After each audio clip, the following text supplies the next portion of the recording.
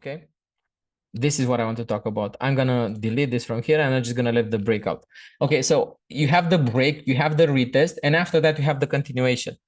Let me show you, and I think this is by technicality, this is one of the most, if there's something like this exists, like a comparison term for one of the most premium. I don't think it's just premium.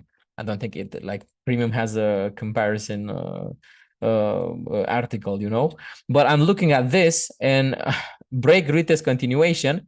And let's see just by Ichimoku if this was correct, right? So was the price above the Kumo and above the conversion line?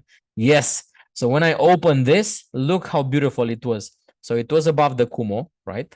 Price, it was above the Kumo. It was above the conversion line. So the conversion line was somewhere around this area, right? When I opened it, because I opened it here. And it was also above the baseline. Is the Kumo thick and green? Yes. Second, is the conversion line above the baseline and above the Kumo? Conversion line above the baseline, above the Kumo. Yes. So right now, the only thing that I did, I just set up my risk reward to 1 to 2, right? And I can say that even if I reduce it lower, so I can have this as a support. I can have the baseline as support, and I'm looking at some of these areas. So in case if it's losing this low from here, I think this is enough, and I can stretch my risk reward to 1 to 2. And I'm happy around here. And even looking at this, I have absolutely no worries regarding this trade, because I don't care how much profit I'm gonna make. I don't care if this trade is profitable, but of course I want to make money on this trade. But what do I care? I really care about me trading well, and I'm gonna write this. And I'm gonna write this all the time. Trade well. I don't. And this is gonna be I think one of the mottos of our besides Sic Parvis Magna, which means greatness in small beginnings. I'm gonna put, I think, on t-shirts and caps. Just trade well, nothing else. I don't wish you profits. I don't wish you anything. I just wish you shifters focus on trading as best as you can. Okay, so trade well. That's it. I'm gonna wish you any more green profits, green trades, green anything. No, none of that mumbo jumbo. That was not good to say. Trade well. In this trade, I know that if I go to sleep right now, right, and I'm gonna think about what I did today, I'll say to myself, I'm gonna pat myself on the back and I say, you know what? You did your absolute fucking best. I couldn't do anything much better. If I look at this, I couldn't do anything much better than this. There was nothing that, even if I'm gonna replay this trade 100 times, I know that on my framework, on my risk strategy, on all the elements that I have at my disposal, I couldn't do anything much better than the execution that I had on this. I followed the trend. I followed SUI BTC. I watched and I did a top-down analysis. I started from weekly. I went to daily. I had my supports. I had my resistances. I watched the breakout. Let me see if there is something.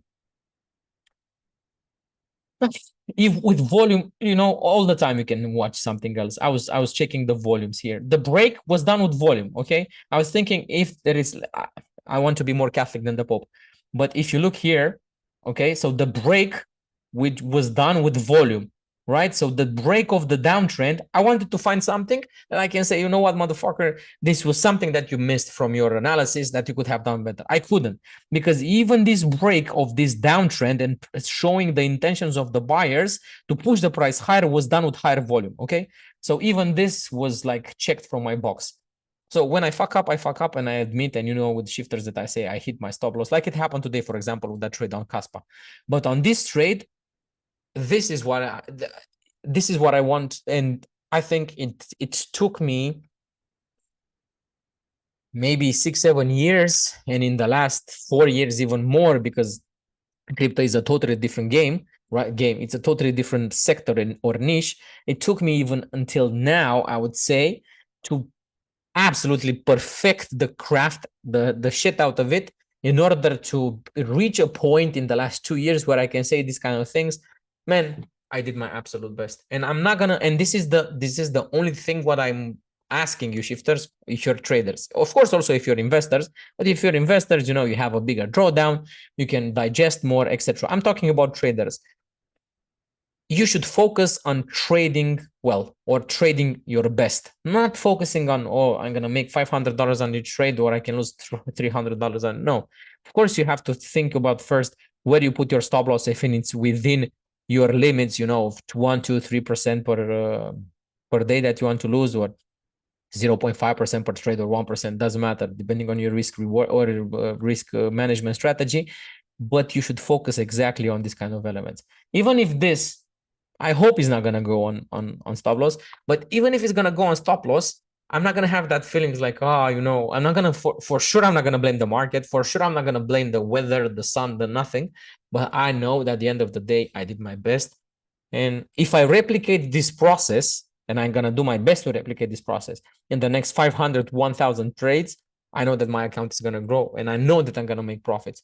So making money is gonna be a consequence of all the other small things that you're gonna do within your trading framework and within your trading process. Okay.